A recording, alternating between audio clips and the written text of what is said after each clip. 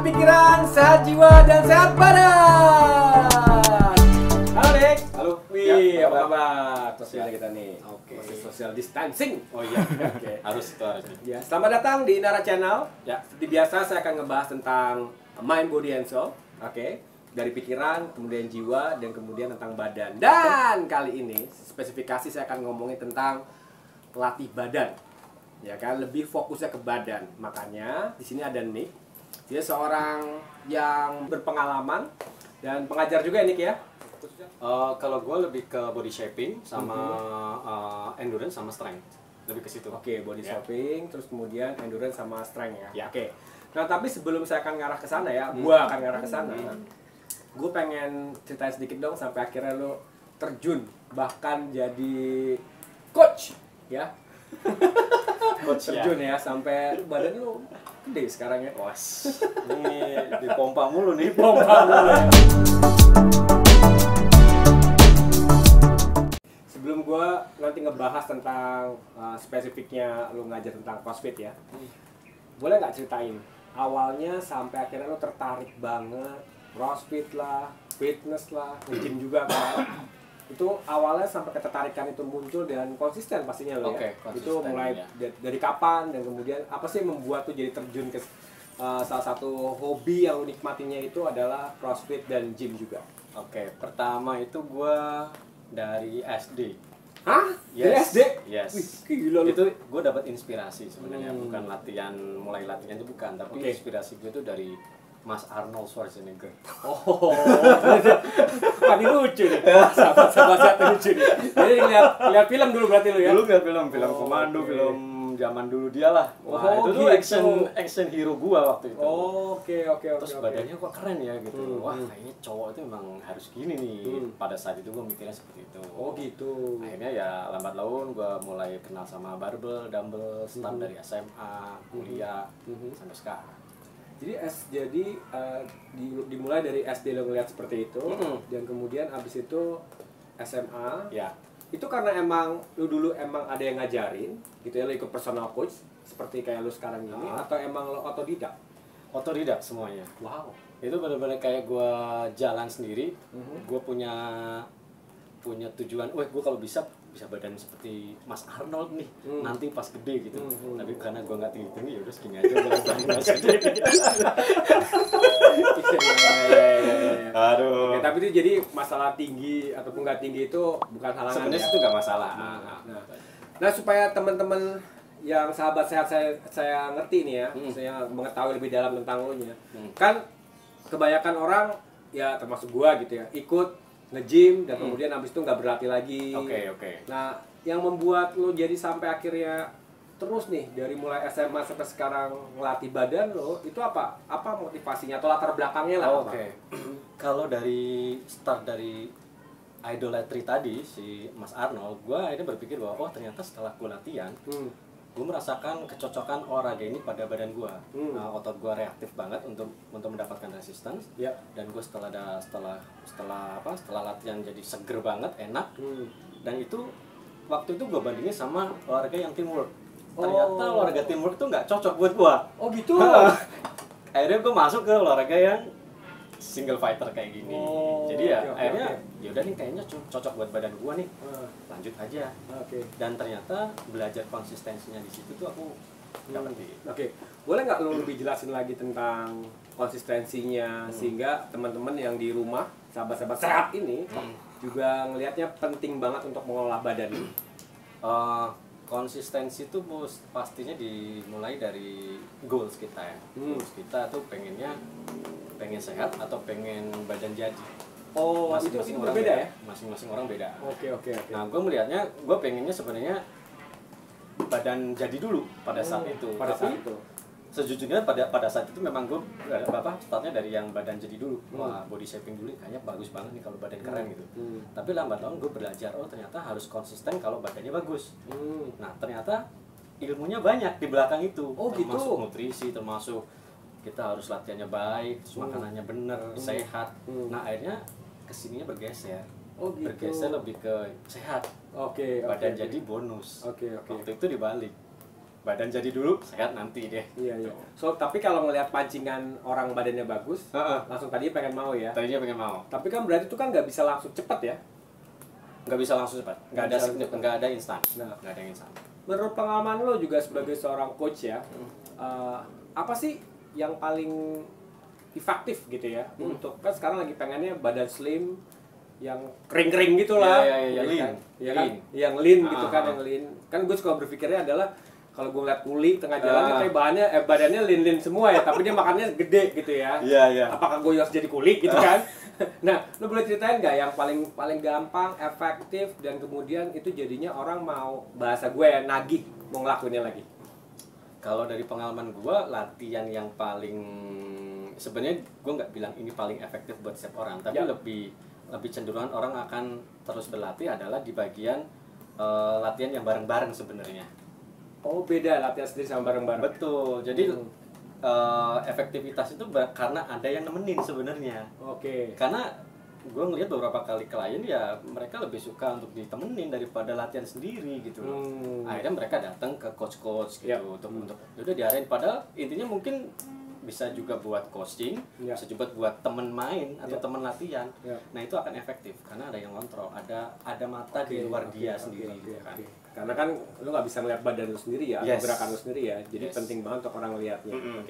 Nah tadi lu sempat ngomongin tentang nutrisi.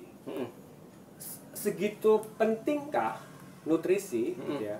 Karena gini, sebelum gue lanjut ya, kan ada orang latihan terus kemudian dia tidak atau mengignore tentang nutrisi gitu ya, biar teman-teman sahabat sehat juga, oh ternyata nutrisi itu penting pada saat lagi berolahraga, terutama adalah lagi membentuk badan gitu ya.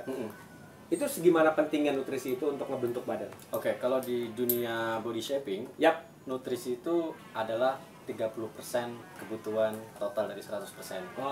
Jadi let's say latihan itu 30%, nutrisi 30%, sisanya adalah istirahat 40%, karena recovery juga penting kan.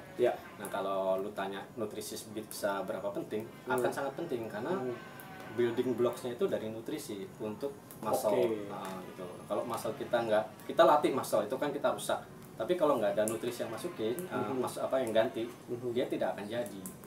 Jadi kalau tadi lo analoginya ke tukang-tukang, dia tuh jadi karena sebenarnya porsi dia tuh lebih ke latihan fisiknya lebih banyak daripada makan. Maksud gue makannya banyak tapi nggak nutrisional, nggak bergizi gitu loh. Kan gue sering berhubungan sama mereka juga kan, kadang nasinya banyak banget, lauknya cuma sayur sama tempe, tapi badannya bisa jadi. Wah gue malu gue. Tapi kadang-kadang kalau kulit itu ngebelah-ngebelahnya beda gitu. Yang harusnya nggak belah jadi belah gitu. Ada otot nggak perlu belah semua. Keringnya tidak beraturan gitu ya. Namanya juga kan dia profesinya ya. Nah, profesinya beda lah. Banyak orang nanya nih, termasuk gue juga, pentingnya nutrisi ya, pentingnya nutrisi. Nah kan nutrisi itu, ini pengetahuan gue ya, nutrisi itu kan bisa didapat dengan mengelola sendiri, ya masak sendiri lah, bikin jus sendiri, atau memang sekarang banyak brand-brand yang ngeluarin nutrisi. Dari gue sendiri pribadi gue lebih memilih untuk masak sendiri, memilih sendiri, atau kita beli di warung atau apa yang kita pengen pengeluarannya mungkin bisa dikontrol, kita beli sendiri. Tapi kalau untuk penambahan suplemen, seperti yang tadi lo bilang, itu biasanya diperlukan untuk kepentingan tertentu seperti kontes, atau kita mau show off di sebuah acara. Nah itu tuh memang penting itu suplemen. Produk-produk yang lain yang akan kita belanja adalah untuk menunjang itu. Jadi otot tuh makin kering, makin kering, makin tajam definisinya gitu. Nah teman-teman sahabat dan sehat, bisakah minimin budget juga, tergantung kebutuhannya, kecuali lo mau fitness terus kemudian kontes. Tapi kan enggak ya kalau gua, tapi tergantung teman-teman. Oke. Nah satu lagi tentang teknik. Gue juga pengen tahu dari teknik. Butuh pengulangan banyak ya? Repetisi ya. Kayak misalnya mau gedein dada, chest, bicep, gitu ya. Itu butuh repetisi ya? Semuanya butuh repetisi. Karena bersifat pumping. Pumping itu bersifat repetisi. Apa tuh pumping, repetisi? Boleh jelasin nggak supaya yang lain juga ngerti? Kalau kita melakukan gerakan, ini teknis ya, melakukan gerakan untuk membesarkan dada, let's say, dada itu kan fiber dia. Semua ada gue sosok diginiin. Semua otot kan fiber kan. Nah, Iya. fiber itu akan berkembang ketika Ya. itu di pumping. Ya. Nah, pumpingnya itu didapat dari repetisi. Repetisi itu hitungan yang berulang-ulang. Tetapi ada ukurannya. Let's say dalam satu latihan istilahnya satu set kan. Ya. Kita butuh 12 atau 15 repetisi atau 20 repetisi tergantung dari kebutuhan. Kalau mau ngilangin lemak ya berarti repetisi tinggi. Kalau pengen membesarkan badan repetisi rendah, intensitas tinggi. Oke. Seperti itu. Ini juga mau gue tanya nih tentang repetisi. Kan ini karena keawaman gue aja ya. Oke. Semakin barbelnya berat, semakin cepat jadi. Oke. Tapi kalau barbelnya ya katakanlah 10 sampai 5 kilo kan jauh atau 2,5 kilo, itu malah nggak jadi. Itu gimana tuh fenomena? Oke. Kita harus mendefinisikan ulang jadi. Oke. Makanya teman-teman ada pakarnya kan. Kalau gua sekolah tahu, yang penting 20 kilo, kayaknya kuat, besoknya sakit gitu. Oke, jadi itu artinya mungkin berbentuk ya. Untuk cendera berbentuk ya. Nah, kalau beban berat itu biasanya dipakai untuk bulking. Bulking itu artinya kita nambah massa otot banyak banget bersama lemak dan bersama apapun itu untuk ukurannya bisa besar. Tapi kalau untuk repetisi tinggi dengan beban yang medium atau ringan itu dipakai untuk memahat. Yes, bedanya di situ. Kalau beban berat untuk menambah ukuran. Tapi kalau beban ringan dengan repetisi tinggi itu untuk memahatnya. Jadi setelah badannya besar nih dari fase bulking itu dipahat dengan repetisi tinggi. Jadi gitu. Nah itu udah masuk ke zona untuk atlet sebenarnya. Tapi yang cepat untuk menurunkan berat badan yang mana? Yang repetisi tinggi. Yang repetisi tinggi. Iya. Itu cepat menurunkan berat badan. Repetisi tinggi karena fokusnya itu bukan di pumping muscle-nya, tapi lebih ke gerakannya ya. Gerakan sama agak-agak kardio.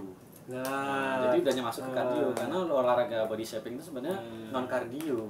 Gitu. Nah, teman-teman, kalau yang pengen nurunin berat badan, makanya bukan tentang berapa beratnya yang lu angkat atau lu pumping, tapi repetisinya. Baru jelas nih gua. Oke. Sebelum gua masuk ke CrossFit ya, ini bagian pamukasnya CrossFit sih sebenarnya. Tapi pada saat lu latihan dan lu latihan cukup lama, itu apa hubungannya sama pembentukan mental selain pembentukan badan? Karena di konten ini juga gue tuh pengen selalu ngubungin keselarasan antara badan sama mental ya. Oke. Sangat-sangat berhubungan, man. Sangat-sangat berhubungan, terutama dalam nilai konsistensi, nilai fokus, nilai goals, terus nilai bertanggung jawabnya. Gue dapatnya di situ dari 4 ini. Mungkin ada beberapa nilai-nilai tambahan lain, tapi so far yang gue alami 4 ini yang terbesar. Itu bisa belajar fokus, belajar konsisten, belajar bertanggung jawab. Itu tuh dari situ semua bisa kita dapetin. Tuh lihat sahabat sehat, nggak cuma ngangkat-ngangkat doang dia, ya kan? Tapi ternyata ada nilai, ada karakternya ya. Ada karakternya. Oke. Nah itu tuh berkembang banget pas gue dapetin setelah udah beberapa tahun gue latihan.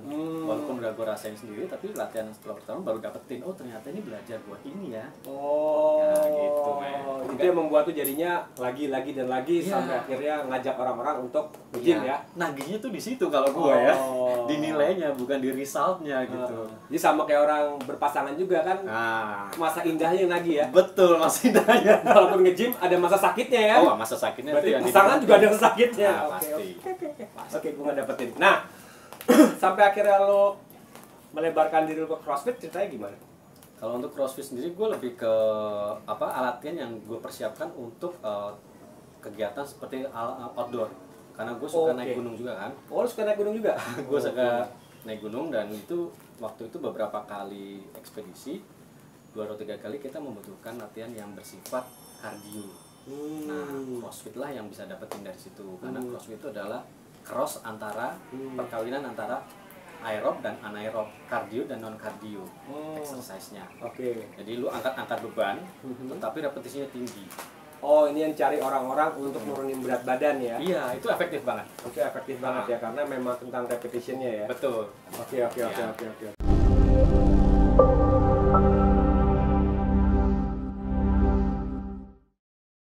Jadi itu yang bisa bikin orang-orang jadi nurunin berat badan ya, tentang CrossFit tersebut ya. CrossFitnya itu efektif kok. Efektif ya. Nah tapi pas lagi CrossFit itu, ini fenomenanya itu olahraga laki-laki atau perempuan ya? ya lu tahu aja gitu kan. Kayaknya perempuan pada ikut CrossFit ini sudut pandang gue ya. Ikut CrossFit tuh, aduh, itu gabung sama laki-laki sehingga perempuannya dikit dibandingin laki-lakinya. Oke. Indonesia begitu ya. Tapi di luar negeri itu sangat umum atlet cewek CrossFit dan ada olimpiadenya. Kelas women dan kelas men. Dan dua-duanya gila-gila itu. Maksudnya yang cowok itu badannya edan-edanan, cewek udah kayak cowok semua badannya. Tapi mereka fit banget. Edan tuh. Dan kalau gitu ngomong repetisi mereka juaranya udah. Perempuan malah juara. Iya. Nafasnya tuh lebih panjang, men. Lebih panjang. Oke. Nah, Nick, gue pengen lo kasih tips aja ya, sederhana banget tentang supaya orang-orang tuh jadinya mau berolahraga, terutama tentang menurunkan berat badan kan sekarang lagi in ya. Lagi masa pandemi, orang-orang lagi pengen olahraga kan. Nah, tips apa sih yang akhirnya jadi berjangka panjang tentang nurunin berat badan dan terutama kan kalau orang yang belum paham kayak lu kan, ih gila gerakannya capek banget ya, gitu ya, seperti itu ya. Nah itu yang jadinya orang itu jadinya mau ngelakuin lagi sampai akhirnya bisa turun berat badan dan kemudian ngebentuk otot juga. Apa sih lu sebagai seorang coach ada nggak tips yang sederhananya? Tips sederhana dari gua pertama adalah set goal sih sebenarnya. Lebih ke otak dulu. Oke, lebih ke otak dulu ya. Turun soalnya. Itu turun juga ke soalnya juga ya, sama gerakinnya ya. Setelah dari otak, kita bisa milih olahraga apa yang cocok buat gua. Oke. Jadi kalau lo punya goals pengen nurunin berat badan 10 kilo atau 20 kilo pun juga bisa ya? Bisa banget. Mau olahraga apapun sebenarnya. Jadi nggak cuma ke CrossFit, nggak cuma ke body shaping, nggak cuma ke Mortal Kombat atau whatever itu, atau lari. Kalau awalnya kita nggak dapetin ya, nggak akan seperti lo bilang, nggak akan berkelanjutan, nggak akan panjang. Nah, sahabat sehat, gimana pun juga penting selalu kita punya goals dalam hidup. Nggak cuma di olahraga, di area manapun, profesional, personal, penting banget untuk kita punya goals ya Nick ya. Oke. Banget. Itu paling penting karena itu yang memotivasi untuk mencapainya. Apalagi tentang kesehatan ya. Betul. Ntar kalau udah dapat, akhirnya mau lagi ya. Nick, thank you udah datang. Tapi sahabat sehat, jangan lupa subscribe, like, dan komen. Oke, karena ini penting juga buat Anda dan bernilai buat kami juga semuanya. Dan sekali lagi, sahabat sehat, sehat pikiran, sehat hati, jiwa, dan sehat badan. Sampai ketemu.